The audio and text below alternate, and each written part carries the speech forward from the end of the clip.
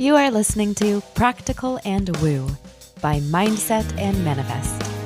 My name is Eden, and I invite you to embark on a journey with me to explore the practical and spiritual edges of the unknown for the purpose of allowing you to embody and empower yourself uniquely as you are, and to intentionally create and live a life of freedom and fulfillment.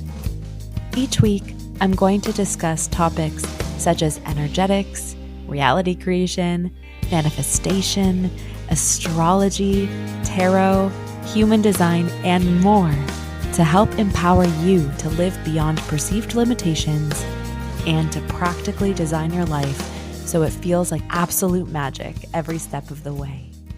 Let's dive in. Well, hello, wondrous soul. I would like to begin today's episode with a scenario. Let's say you wake up, go into your kitchen, take a beverage out from the fridge, a ritual that you do typically to start your day. But on this particular Monday morning, you've been beating yourself up for not getting your laundry done over the weekend.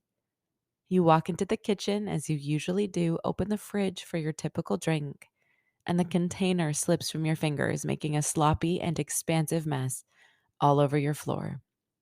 You say to yourself, ugh, this is just not my day. Why do these things always happen to me? In this scenario, you have reinforced a belief of quote unquote bad things always happening to you. You do your best to clean up the soppy mess before haphazardly getting ready for your day. But did you take the time to recognize that you had access to a drink to spill in the first place? That you had a refrigerator to store it in that kept it safe to consume? Your perception of you and your reality dictates the experience that you have. The world in which you experience is a multidimensional reflection of how you are vibrating into your reality and of who you are being. What is your identity in this scenario? Are you a grateful person or ungrateful? Are you someone who feels lucky or unlucky? Are you living vibrantly or are you going through the motions? I'd like to invite you for a moment to turn your mind to the blessings of your life.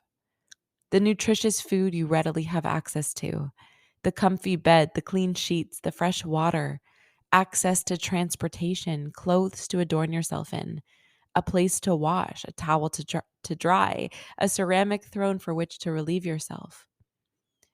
And if you're saying that your bed is not comfy and your sheets are not clean, then is it possible you have a friend who can gift you with a set of sheets or a family member who can let you sleep in their comfy bed?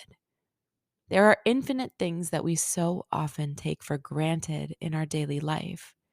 And it becomes even easier to turn our minds to the nitpicky complaints of things not working quite the way we want them to.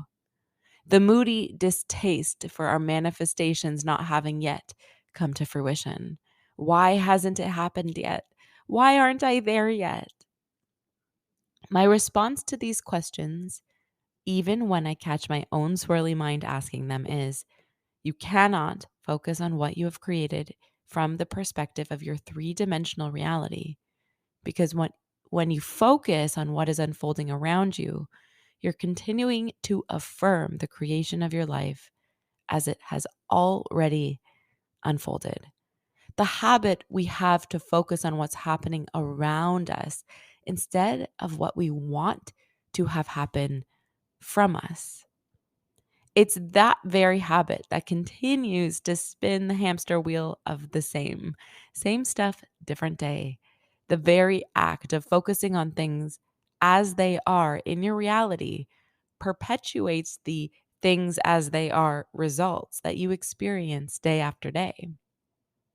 There is a concept in the reality creation space that sounds something like this: ignore the 3D and live in the end. And if you're interested in diving more into this particular concept, you can find it in the works of Neville Goddard. Ignore the 3D and live in the end. What does this mean? Am I asking you to pretend that your very real life and your very real life circumstances aren't happening? No, not exactly.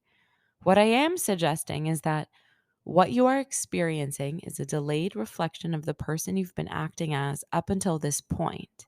So if you want a different outcome than you're currently experiencing, you have to commit to being a different version of yourself in order to allow your life to grant you a different outcome. Ignore the 3D offers you an understanding that what is happening around you, even when painful, even when frustrating, even when unpleasant, is giving you feedback into the person you've been, and often likely the person that you're continuing to be. Your past does not have to determine your future. So, what does living in the end mean? Living in the end means that you act as if, or more accurately, be as if you are the person who has the result, the thing, the opportunity, the experience that you're asking to have. Here's an example. Let's say you want Taylor Swift tickets for the Eras tour, but you don't believe that you can have them because the odds are 1 in 31 million. Your mind taunts you. That's too many people. There's no way that I can be selected. And so you act as if, or more accurately, be as if you don't have the tickets. And so you then apply your energy to frantically trying to get them as someone without the tickets. What if I sign up for this contest, you think? Well, that won't work because millions of people are also signing up. Well, what if I make a little extra cash and try to buy them resale? "Ugh, I don't know where the money is going to come from," you say to yourself. What does living in the end look like? Living in the end looks like holding the vision of you at the Taylor Swift concert.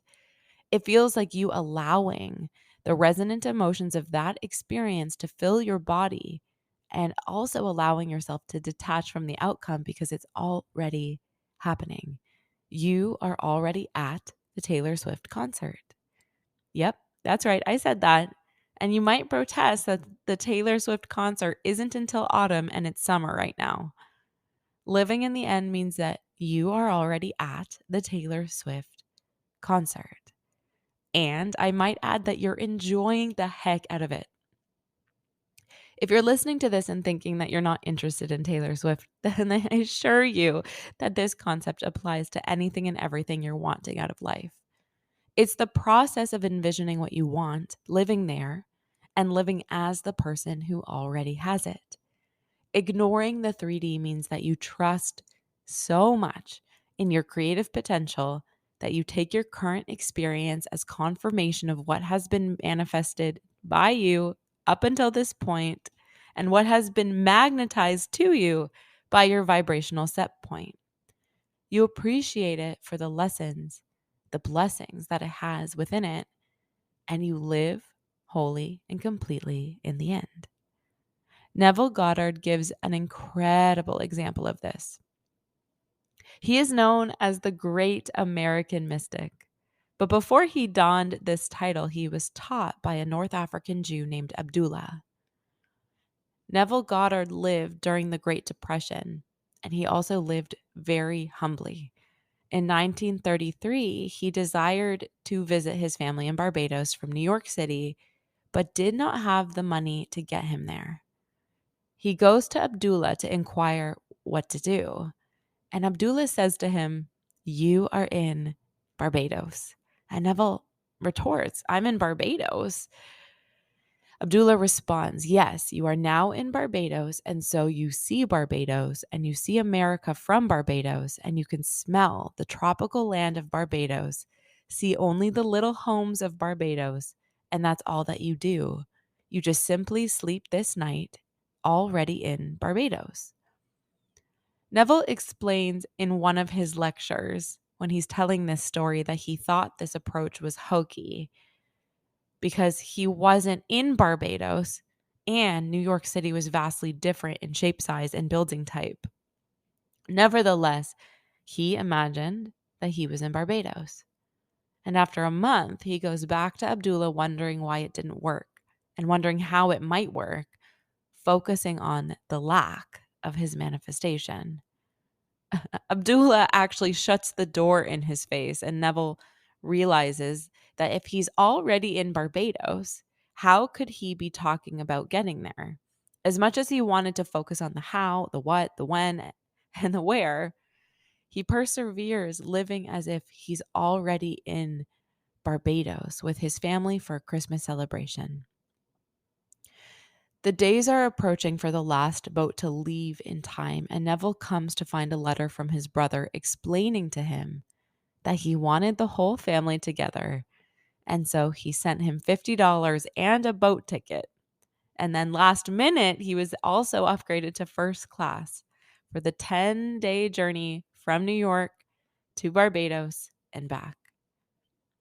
All because he learned to ignore his 3D and live all the way in the end. Until next time.